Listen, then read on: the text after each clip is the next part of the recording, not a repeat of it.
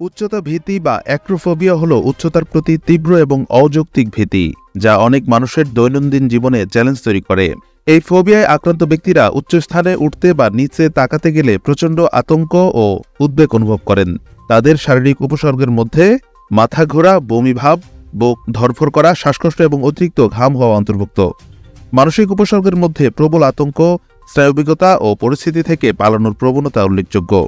অ্যাক্রোফোবিয়ার কারণগুলি সম্পূর্ণরূপে বোঝা না গেলেও এটি সাধারণ জীবনের অভিজ্ঞতা, পারিবারিক ইতিহাস এবং মস্তিষ্কের নির্দিষ্ট কার্যকলাপের সাথে সম্পর্কিত।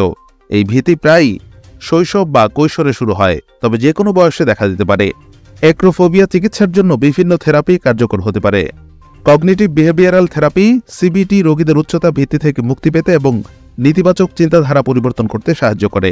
এক্সপোজার থেরাপি ধীরে ধীরে উচ্চতার প্রতি সহনশীলতা বাড়ায়। কিছু ক্ষেত্রে উদ্বেগ কমানোর জন্য অ্যান্টি অ্যাংজাইটি ওষুধ ব্যবহার হয়, যদিও অ্যাক্রোফোবিয়া পরিচালনা করা কঠিন হতে পারে।